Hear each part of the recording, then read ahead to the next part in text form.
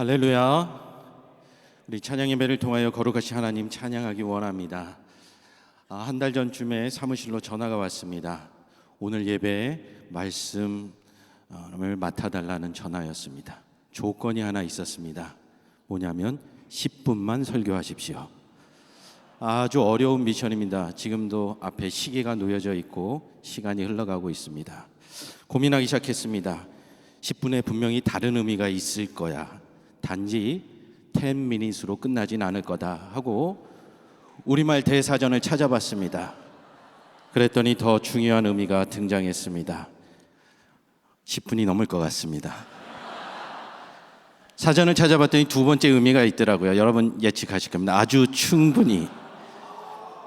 저는 10분이라는 말을 사전에서 찾아서 뭔가 빠져나갈 길을 모색했지만 더 첩첩산중의 의미를 찾게 되었습니다.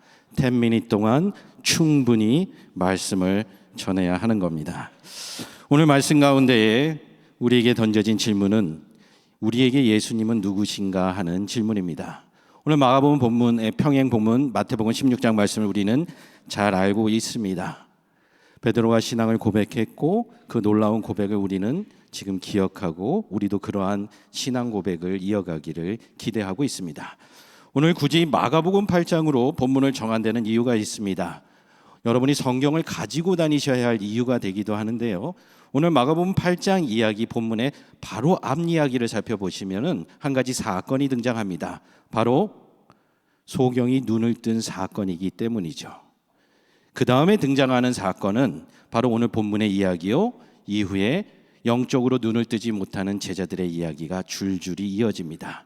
그리고 9장이 끝나갈 때쯤 되면 소경 바디메오가 눈을 뜨는 이야기가 등장합니다.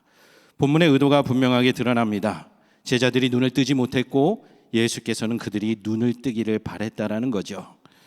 오늘 본문의 이야기를 뒤를 살펴보면 세 가지 종류의 제자들이 나옵니다. 첫 번째는 베드로입니다. 너무나도 잘 아시죠? 예수께서 십자가에 죽으실 것이고 부활하실 것이라는 그 사건에 대하여 베드로는 받아들일 수 없었습니다. 베드로가 이해한 예수님과 하나님께서 보내신 예수님의 사명이 일치하지 않았기 때문입니다. 그 다음에 등장하는 제자들도 가관입니다. 서로 누가 더 뛰어나냐라고 다투고 있었던 것입니다. 우리 가운데는 이런 모습이 없을 것처럼 여겨지지만 학기말 시간이 지나고 나면 이런 모습이 우리에게도 등장합니다. 너 학점 뭐 받았어? 나 예의 받았는데 세상에 왜 쟤가 나보다 더 크지? 왜 나보다 더 뛰어나지? 우리 안에도 어느 순간에 서로를 비교하며 경쟁하며 영적으로 어두워지는 눈을 갖게 됩니다. 그 다음에 제자들은 더 악화되어 갑니다. 여러분이 잘 아는 세베대의 아들 야고보와 요한은 예수님께 그 자리를 청탁했습니다. 우리는 예수 그리스도의 이야기의 끝을 잘 알기 때문에 그들이 좌편과 우편을 요구했다라는 사실이 얼마나 당돌하고 얼마나 위험한 요청인지 잘 알고 있습니다. 만약 그들의 요청대로 되었다라면은 세베대의 아들 야고보와 요한은 십자가의 좌우편에 달려 있어야 하지 않을까 우리는 생각하게 됩니다. 다시 여러분에게 질문하고 싶습니다. 설교이기 때문에 그냥 하는 것이 아니라 대답해 보십시오. 마음으로. 여러분은 예수님을 누구라고 이야기합니까? 그냥 그리스도라고 이야기하십니까? 우리가 신학을 배우고 신앙생활을 하며 그리스도라는 단어를 쉽게 말합니다. 주님이라는 말을 쉽게 표현합니다. 다시 질문하고 싶습니다. 오히려 이 질문이 여러분에게 오늘 본문을 바르게 읽도록 하는 질문이 아닐까 생각을 해봅니다. 여러분을 만나는 사람들은 예수님을 누구라고 고백하고 있습니까? 여러분이 입술로 아무리 예수님이 그리스도시요 참 하나님이요 참 사람이라고 주장한다 할지라도 여러분의 삶이 여러분의 손과 발이 예수님을 그리스도로 주장하지 않고 있다라면 우리는 뭔가 잘못되어 가고 있다라는 사실을 인지해야 합니다. 오늘 우리는 찬양 예배를 드립니다. 무엇으로 인하여 우리는 찬양을 드리고 있습니까? 오늘 나온 찬양 가사에도 나옵니다. 다윗처럼 춤을 춥니다. 왜 춤을 춥니까? 그가 왕이 되었기 때문입니까? 아닙니다.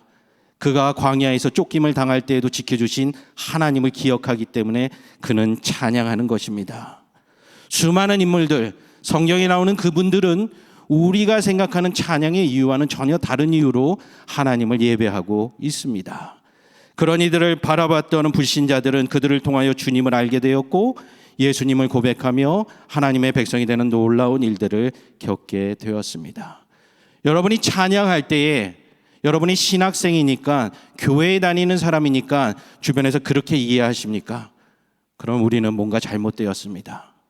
우리가 찬양할 때 주변의 사람들이 당신이 믿는 예수 그리스도가 누구이길래 당신은 그 상황 속에서도 찬양할 수 있습니까?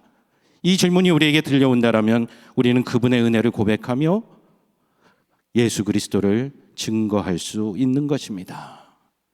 시편 23편을 살펴보면 우리는 흔히 푸른 초장을 좋아합니다. 그러나 그 본문의 말씀 뒤에는 분명히 나옵니다.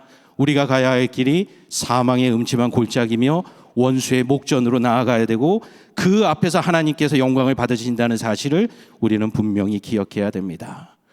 오늘 우리가 신학함에 있어서 훈련받음에 있어서 우리의 지식이 더 성장하고 더 깊어지는 데서 끝나면 안 됩니다. 우리의 삶이 더 깊어져야 됩니다. 우리의 삶에 오직 예수 그리스도만 드러나야 합니다. 우리가 입술로 주장하기 전에 세상에 있는 사람들이 예수 믿는 사람들은 뭔가 다르구나 고백할 수 있어야 할 줄로 믿습니다. 여러분 이 과일 좋아하십니까? 저는 귤 먹고 자란 세대라 오렌지를 보면 외국 과일로 아주 환장합니다. 아주 어려운 질문 하나 드릴 텐데요. 이 오렌지를 쥐어 짜게 되면 뭐가 나오게 되죠? 너무 어려워서 대답이 어려운가요? 오렌지를 쥐어 짜면 당연히 오렌지 주스가 나옵니다.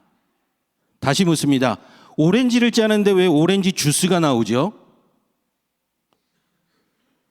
지금 마음속에 물음표가 던져지기 이게 뭘 물어보는 걸까? 교수이니까 뭔가 심오한 걸 말하려고 하는 걸 텐데. 여러분 왜 오렌지를 쥐어 짜는데 오렌지 주스가 나옵니까? 우리의 삶으로 다시 바꾸어서 이야기해 봅시다. 우리는 그리스도인이라고 주장합니다.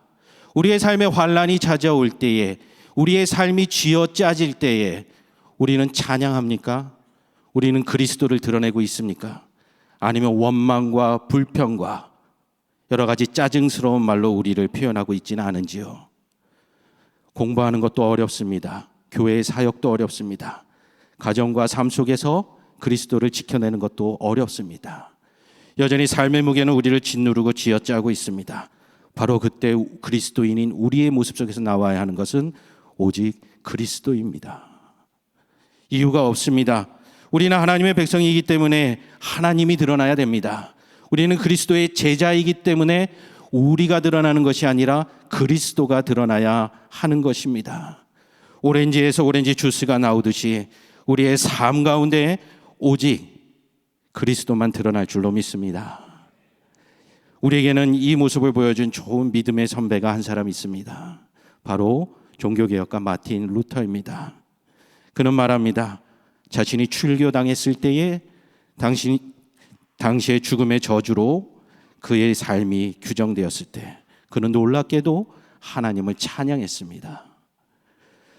바르트부르크 성에서 죽음의 공포 가운데 휩싸여 있을 때 그는 하나님의 말씀을 붙잡았고 하나님을 찬양하는 삶을 멈추지 않았던 것입니다. 그리고 그가 오늘 우리에게까지 전해주는 찬양 여러분 잘 아시죠? 바로 내 주는 강한 성이요. 그가 세상적으로 찬양할 만할 때 찬양한 것이 아니었습니다. 그의 삶이 짓눌리고 죽음의 공포 앞에 시달릴 때에 그는 하나님을 찬양했던 것입니다. 우리가 함께 모여 찬양하는 것도 기쁜 일입니다. 함께 하나님을 나누며 기뻐하는 것 감사한 일입니다. 그러나 정작 우리의 삶의 터전으로 돌아가서 고난과 같은 삶에 슬픔이 가득 찬 상황 속에서도 여러분은 하나님을 찬양해야 하는 하나님의 자녀임을 잊지 마시기 바랍니다.